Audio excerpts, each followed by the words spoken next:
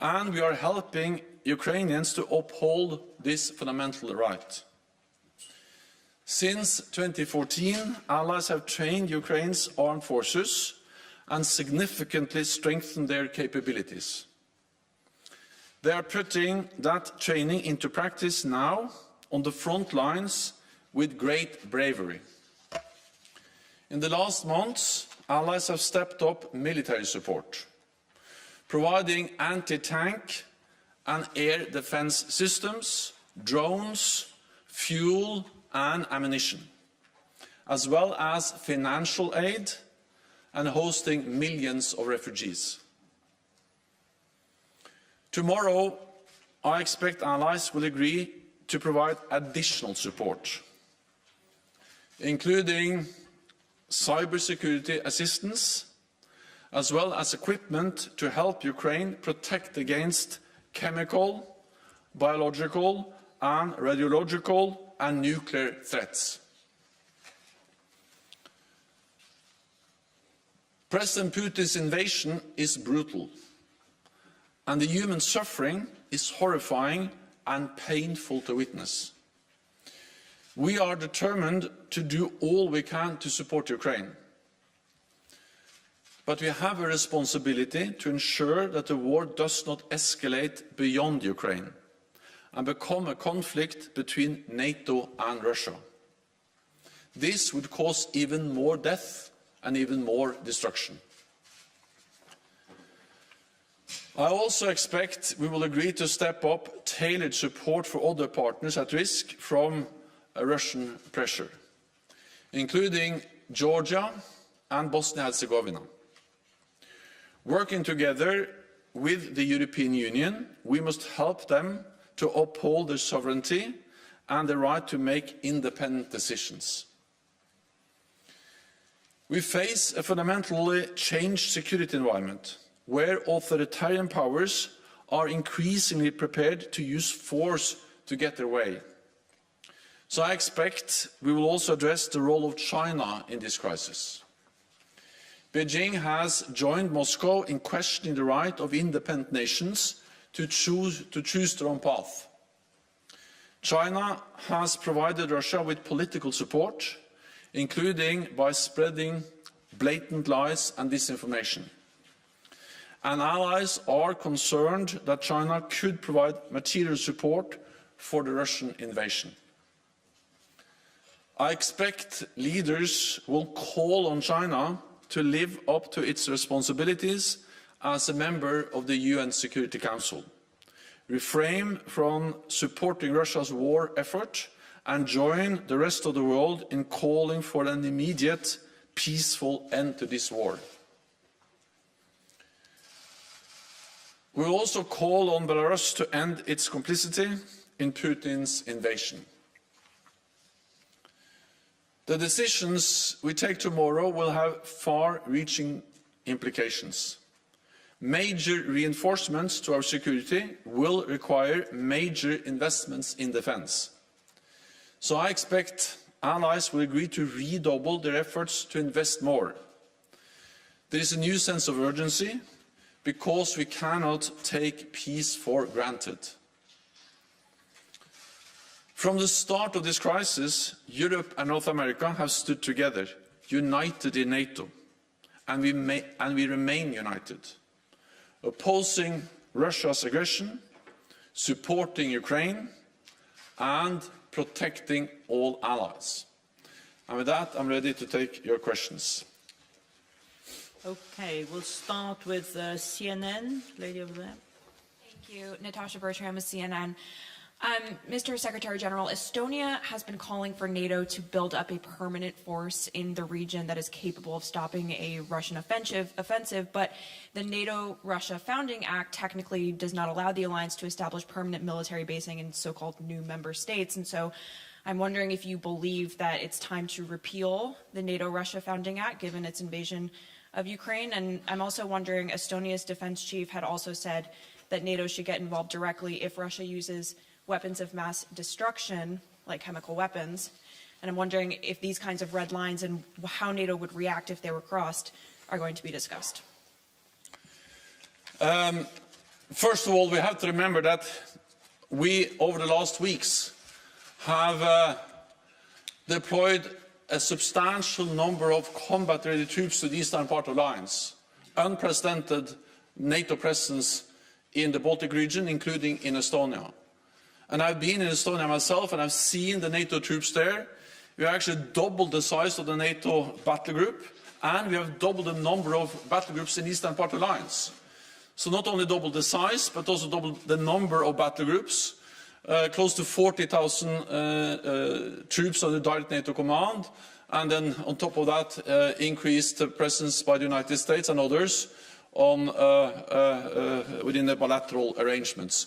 So in totality, this is a significant reinforcement of our presence in the east, including in Estonia, with air, sea and land forces. And we are ready and we are there to protect and defend allies. We are ready to respond massively to any potential threat attack against any NATO allied country.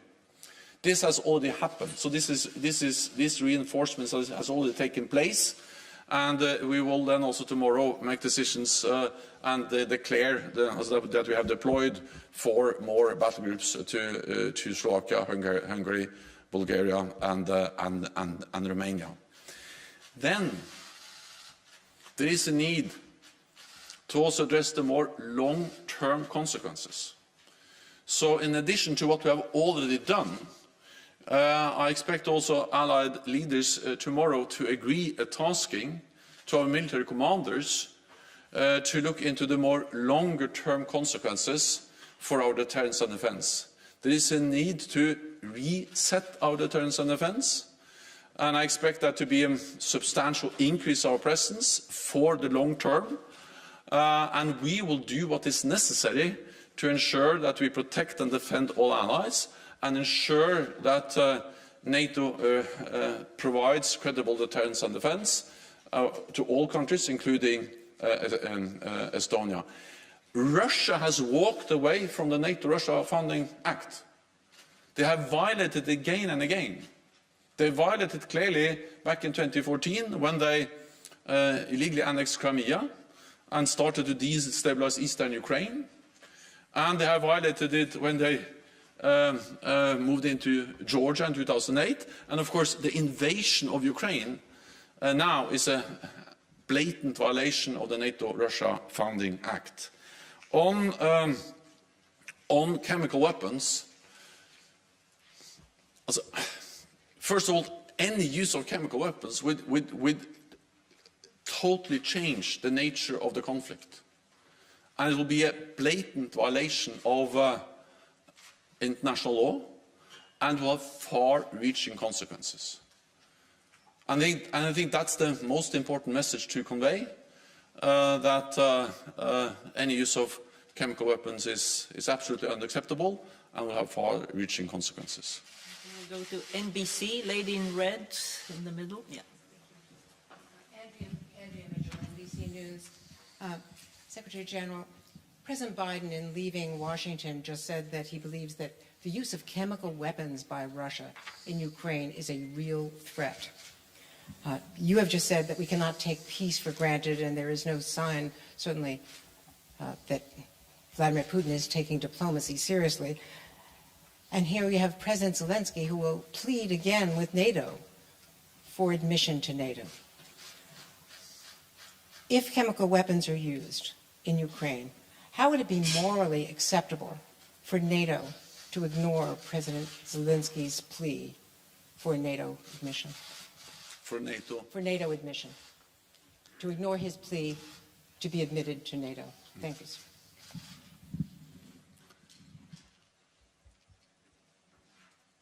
What we see in Ukraine now is really painful. It's horrific, and we see the brutal consequences of a full-fledged invasion of a peaceful, independent, sovereign nation.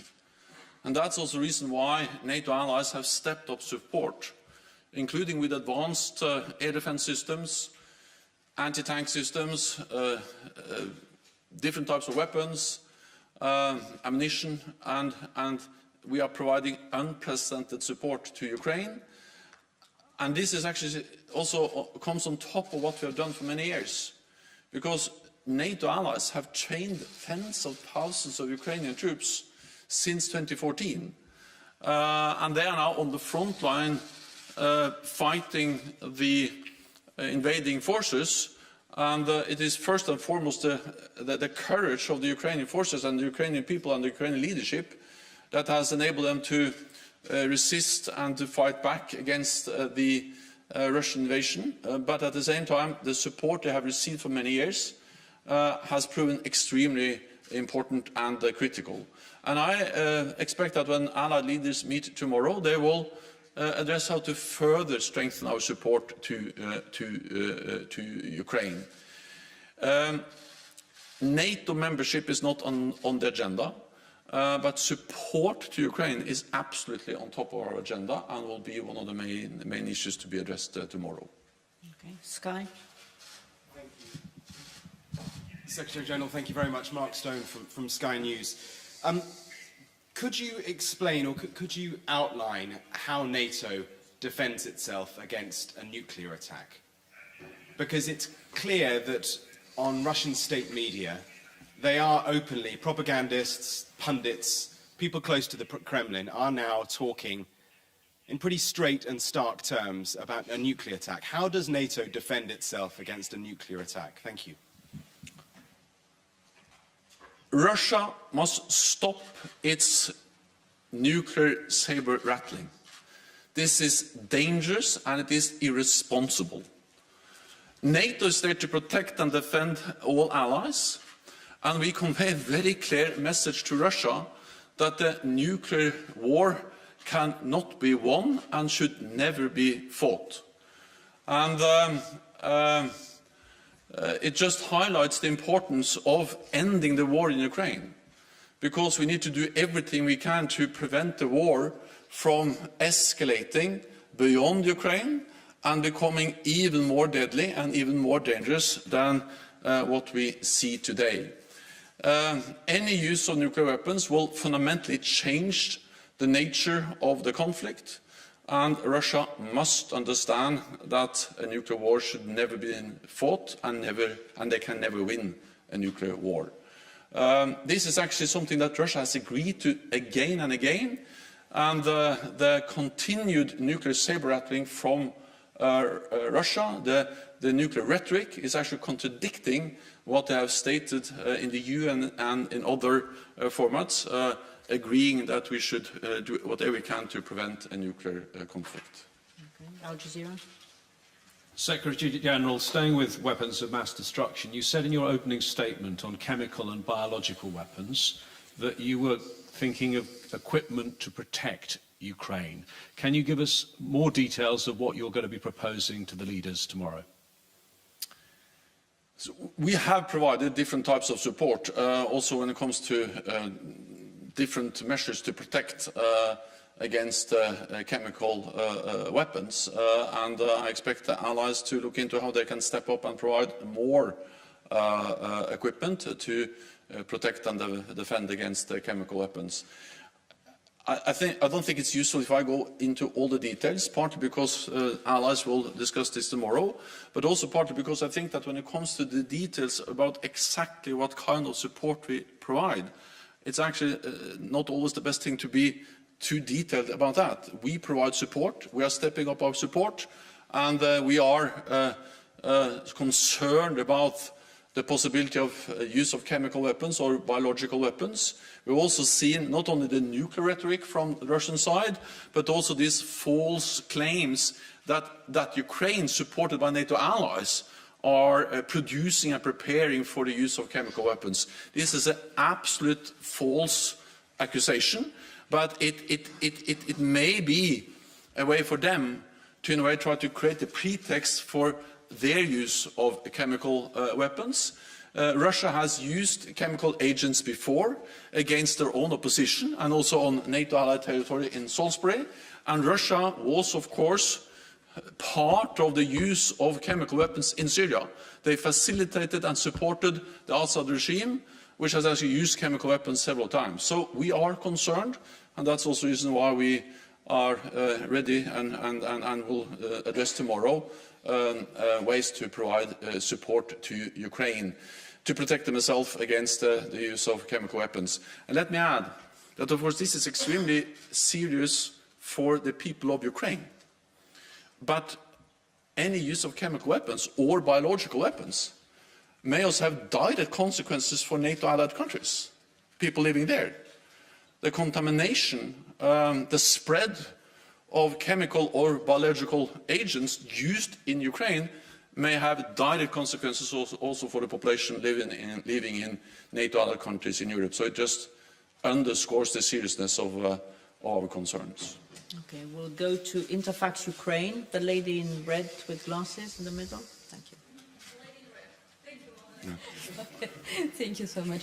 Irina Sommer, news agency Interfax Ukraine.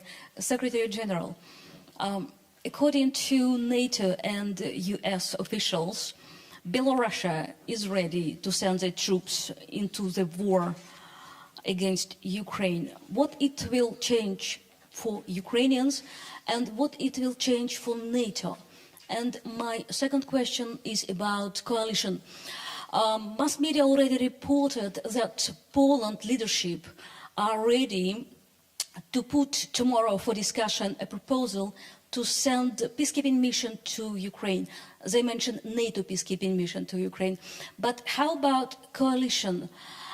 Coming back to 2003, a coalition were created from 3 NATO allies and 1 non-NATO country in Iraq. Do you think it will be a good solution to create a coalition of countries who wants to fight for Ukraine without NATO involvement? Thank you. So first of Belarus. Belarus has been complicit to this invasion from the start, actually before the start, because Belarus allowed its territory to be used as a ground for mobilizing, massing troops that invaded Ukraine. And Belarus continues to enable the invasion by providing the territory, airfields, military infrastructure, bases, but also by allowing Russia to use Belarusian airspace to launch attacks every night, every day against Ukrainian cities, against Ukrainian civilians, against the Ukrainian nation. So Belarus is already heavily involved in the way that it has been complicit and has supported the Russian invasion. And of course we call on Belarus to stop doing exactly that and not be used by Russia to conduct this brutal war against neighbor Ukraine. When it comes to forces, so NATO is not part of the conflict. We provide support to Ukraine, but we're not part of the conflict. We help Ukraine with upholding their right for self-defense, which is enshrined in the UN Charter. But NATO will not send troops into Ukraine. We have to understand that it is extremely important to provide support to Ukraine, and we are stepping up. But at the same time, it is also extremely important to prevent that this conflict becomes a full-fledged war between NATO and Russia. And therefore, it has been a very clear message from NATO allies that we will not send troops to Ukraine. We have a Polish radio, lady at the back. Thank you very much, Anna. Beata Pomecka, Polskie Radio, Polish public broadcaster. Secretary General, if I may ask again about enhancing the forward presence on the eastern flank, is it a time to consider or to decide to enlarge the battalions that are in Baltic states and Poland into the brigade groups, and also follow up to the question concerning nuclear threats repeated again and again by Russia? Is there a possibility for the leaders to prepare a kind of a plan just in case? Thank you very much. First, on the nuclear threat, NATO has plans in place to protect all allies against any threat. But our main message is that Russia should stop this dangerous, irresponsible nuclear rhetoric. But let there be no doubt about our readiness to protect and defend allies against any threat, any attack. And of course, we have plans in place to do exactly that. On the size, well, first of all, so before this invasion, we had 4 battle groups, battalion-sized. Now we have doubled the size of those battle groups in Poland, in Lithuania, in Estonia, and in Latvia. And then we have doubled the number of battle groups with the new battle groups in Slovakia, Hungary, Bulgaria, and Romania, which the leaders will then announce tomorrow. And there are more. In Poland, there are also additional troops from the US. I recently visited the Valsk Air Base. I met with US and other pilots. So there has been a significant increase of NATO allies, especially the United States, presence in the eastern part of the alliance. This is our immediate response, has already taken place. Then I think we need to separate that a bit from the more longer-term adaptation of our alliance. And we will spend some time now, from now until the summit in June, to make more fundamental decisions on our deterrence and defense. It's about resetting our deterrence and defense, especially in the East. And there I expect that a part of that will be a significant increase of our presence on the ground in the eastern part of the alliance for the long term. So immediately we have done a lot. Then we will start the process of more long-term changes in our deterrence and defense, which will be lasting and most likely will then include also a significant increase of the size of the presence of the NATO multinational forces in the eastern part of the alliance, including in Poland. Okay, we'll go to Chas from Ukraine. Gentleman here.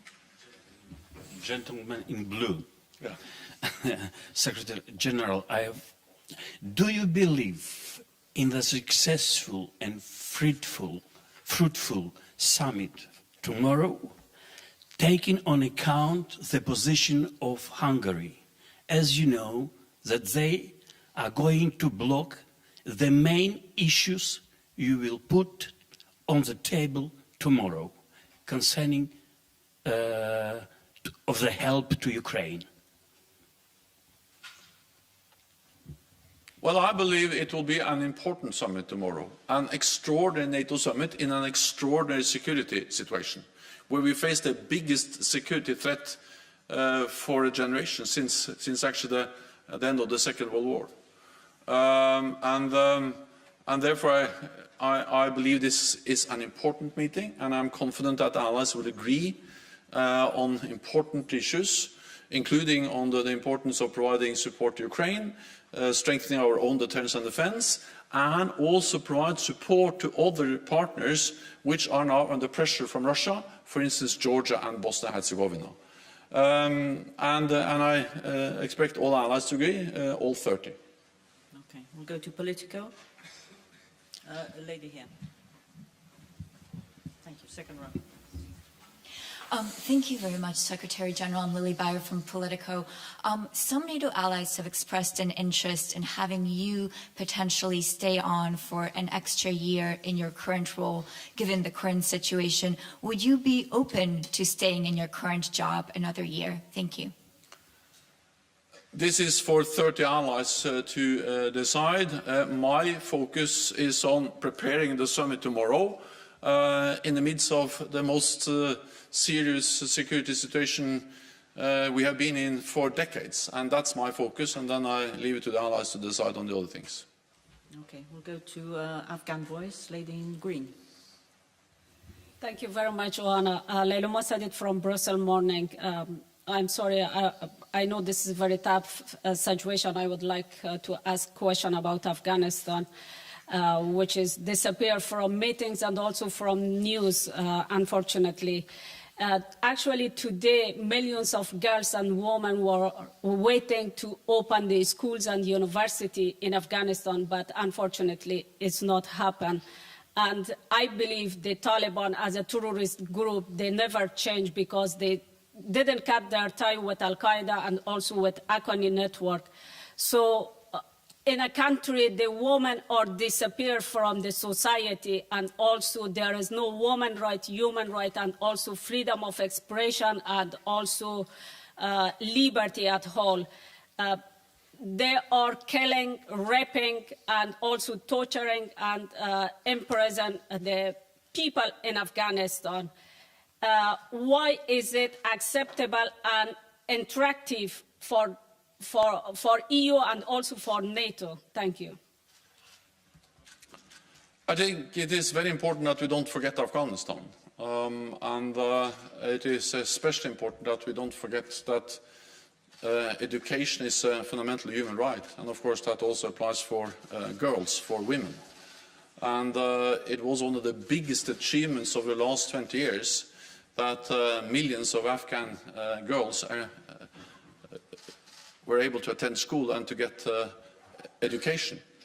And any attempt to deny girls in Afghanistan education will be a violation of what Taliban has promised.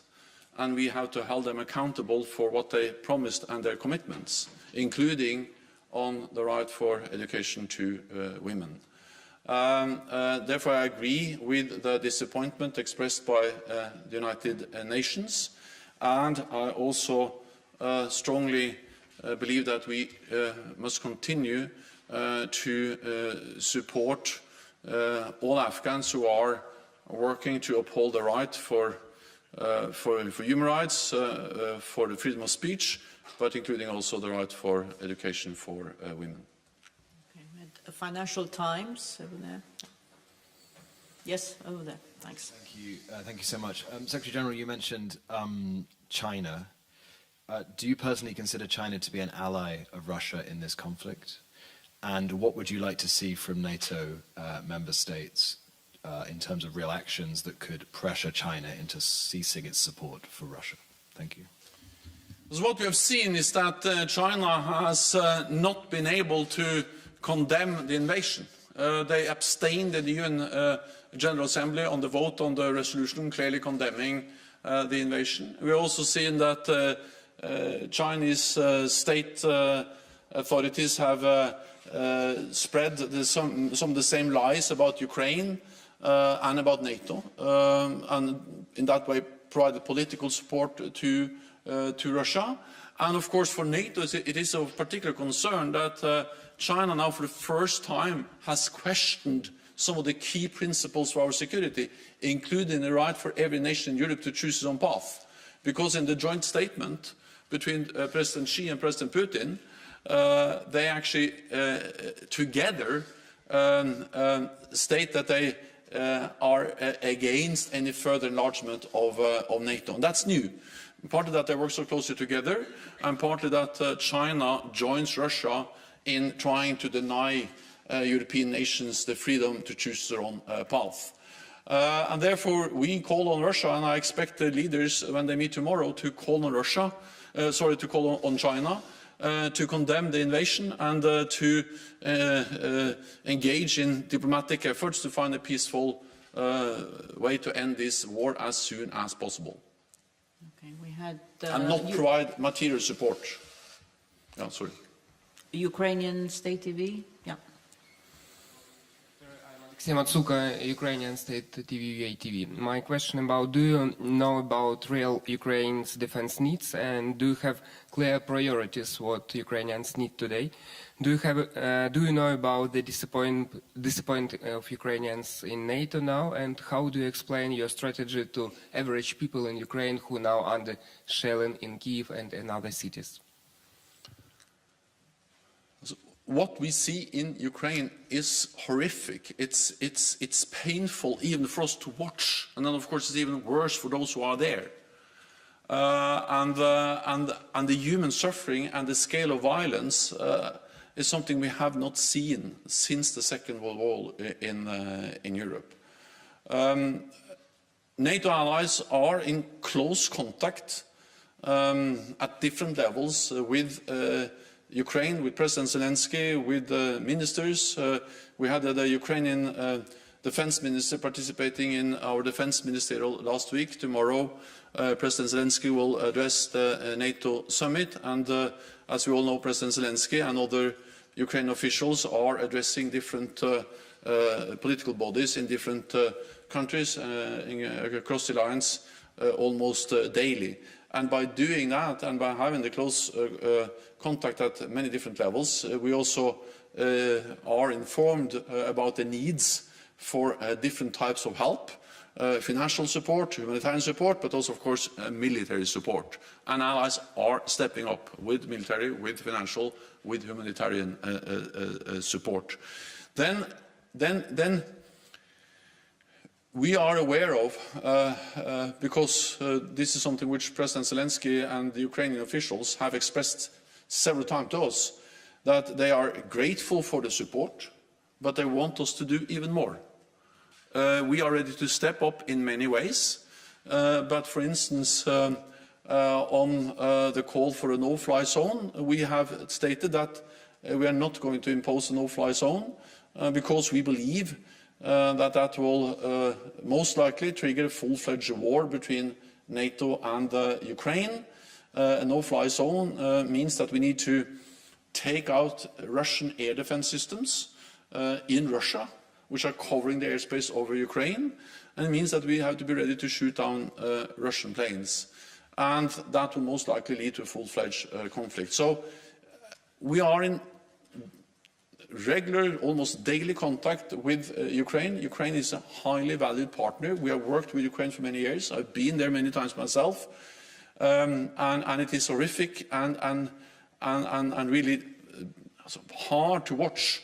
That's also the reason why allies have provide support, but also have imposed unprecedented sanctions on Russia to ensure that this war ends. Okay. Associated Press. Lauren Cook, Associated Press. On the battle groups, please, for Hungary, Slovakia, Romania and Bulgaria, could you give us a sense of when they're supposed to arrive? I imagine circumstances are urgent, and how long they might stay. Is this something that we're looking at for several years, or just until this conflict has died down?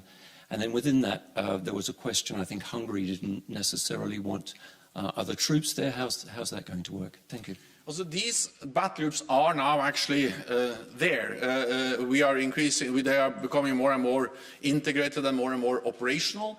But the forces are already, also, at least to a large extent, already there.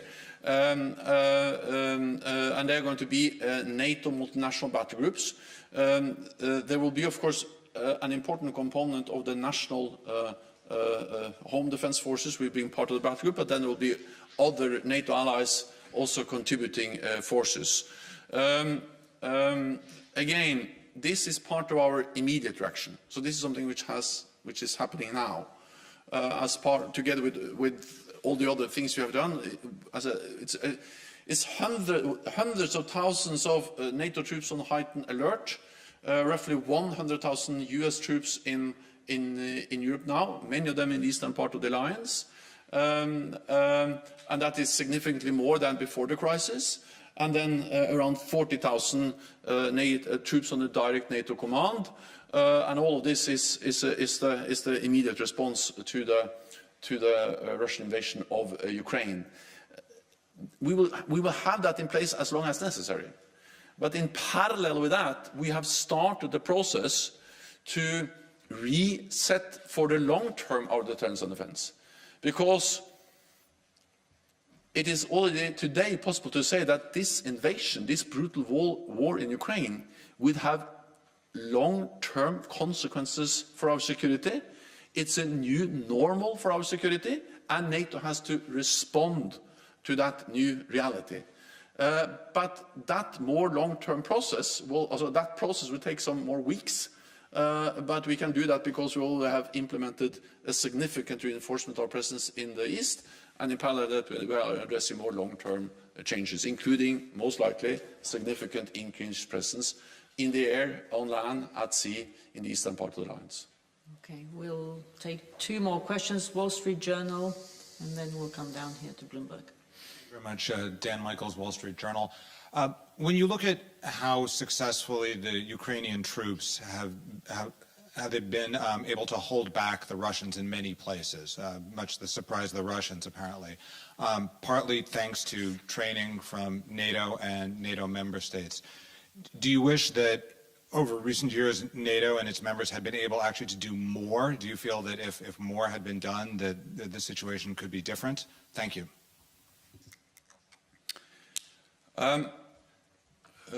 First of all, I would like to commend the courage, the professionalism of the Ukrainian armed forces. I have met them in Ukraine, and we are all aware that compared to where they were back in 2014, this is a total different force than 8 years ago. The Ukrainian armed forces today, it's much bigger, much better equipped, much better trained, much better commanded. They have much better logistics than they had back in 2014. And of course, all of this combined with the courage, the high morale, is the reason why they are really able to push back and to stand up against the much bigger Russian invasion. At the same time, I think we need to remember that Ukraine is a big nation. It's the biggest country in Europe, and more than 44 million people. So it's a significant nation with a strong army defense force. And of course, it's important that NATO allies have provided support for many years, especially the United States, Canada and the United Kingdom, but also some other allies. And also believe it is important to understand that NATO has also provided support on logistics, on command, on modernizing the security institutions into the transformation of the Ukrainian armed forces has been supported by also NATO as an institution. And for instance, Yavoriv, the place that was attacked, is a place where we conducted training and support for Ukrainians. I've been there myself and seen how NATO allies and NATO for many years have provided important support. Of course, it's always, in hindsight, possible to say that we should have done even more. But first of all, I think the lesson learned is that support and help over many years have a significant impact, as it had on the Ukrainian armed forces. And second, I think it also is a lesson to be learned about the importance of supporting other partners which are under Russian pressure. Bloomberg. Thank you. Natalia Drozdiak from Bloomberg. I just want to go back to the topic of chemical weapons. You mentioned last week that there was a risk that Russia could try to do this under the cover of a false flag event. And today you're talking about allies sending protective equipment.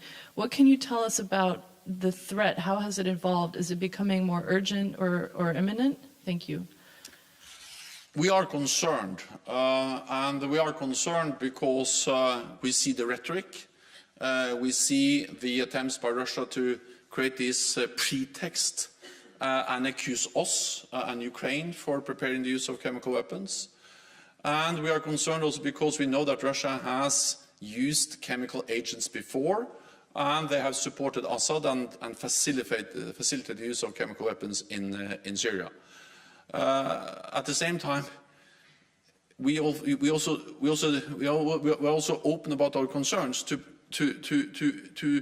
decrease the likelihood for any use of chemical weapons, because that will fundamentally change the nature of the conflict. It will be a blatant violation of international law, and it will have severe consequences in a way that it is important to convey to Russia so they don't use any chemical weapons in Ukraine, both because that kind of any use of chemical weapons will have devastating consequences for Ukraine, but it could also have severe consequences for neighboring countries, because any contamination or spread of chemical agents or biological agents will, of course, also potentially affect neighbors. Thank you very much. This concludes this press conference. We'll see you tomorrow. Thank you. Thank you so much.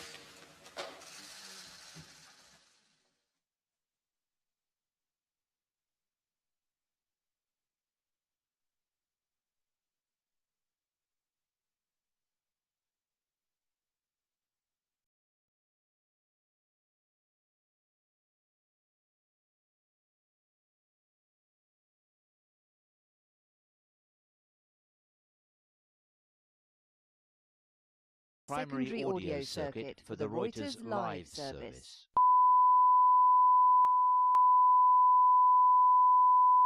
This is the primary audio circuit for the